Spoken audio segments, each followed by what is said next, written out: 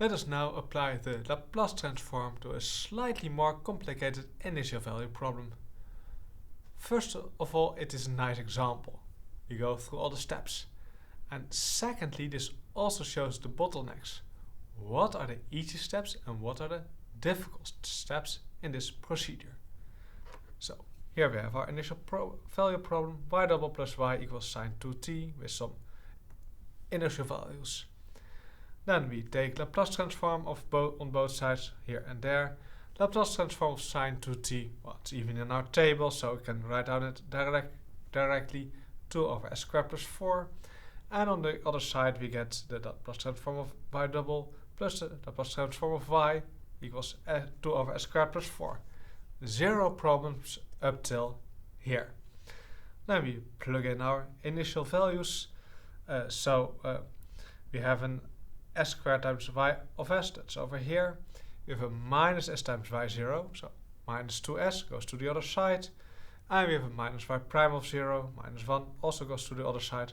And we just leave the 2 of s squared plus 4 sitting where it is.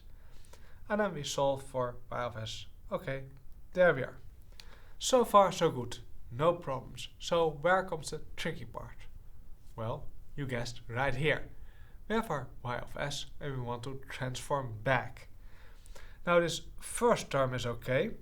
We basically have 2 times s over s squared plus 1 will give us a cosine, and 2 times 1 over s squared plus 1, which will give us a sine. But the other term is a bit more annoying. We have to split it into 2 parts. This 2 over rubbish is something over s squared plus 4 and something over s squared plus 1. However, in the numerator, we can have something of the form as plus b, and here in the numerator we can have something of the form cs plus d. So we have to find our a, b, c, and d. So this is the slightly technical part. So how do we do this? First term is multiplied by s squared plus 1 over s squared plus 1. Gives us this term. The second term is multiplied by s squared plus 4 over s squared plus 4 and gives us this term over here. And note we have equalities all the way. So that means here is the denominator, s squared plus 4 over s squared plus 1, and here as well. So that means that the numerators also have to be the same. So this very long term over here has to be equal to just 2.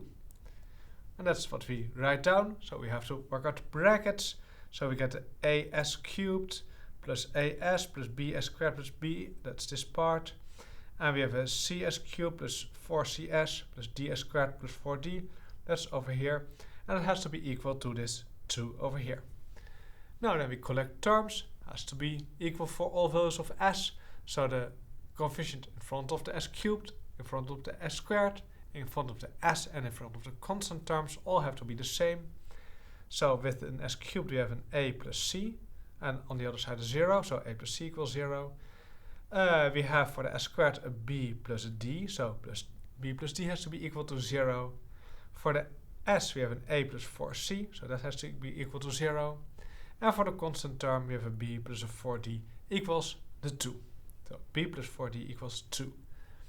Then we have to solve. Well, we have 4 linear equations and 4 unknowns, so you can use row reduction or your favorite method. The nice part is that we have a plus c equals 0 and a plus 4c equals 0. So that's an easier one. Gives both a and c equals 0. And using this one we see b equals minus d. Plug it in over there. We have minus d plus 4d equals 2. So d equals 2 over 3 and b equals minus 2 over 3. So there we have split this nasty part into 2 fractions. And now we are happy. Now we can transform back. So our y of s equals this part. So 2 times s over s squared plus 1 plus 1 over s squared plus 1. And here we have another 2/3 times 1 over s squared plus 1. So together 5/3 times 1 over s squared plus 1. And here we have a minus 1 over 3 times 2 over s squared plus 4. We like to have the 2 factor of 2 over here, because then we have directly, if we transform back, Here the sine of 2t times minus 1 over 3. Here just the sine of t times 5 over 3. And here the cosine of t times the factor of 2. So there we have our y of t. And of course it's always a good idea after all those computations, well, just plug in y0 and check whether you indeed have 2. So if you plug in t equals 0, we get 2 plus 0 minus 0, so 2, so that's fine. And similarly, you can check y prime of 0 and see whether you have indeed 1. So you did a lot of algebra, but in the end you can always check whether you didn't make any mistakes during this algebra process.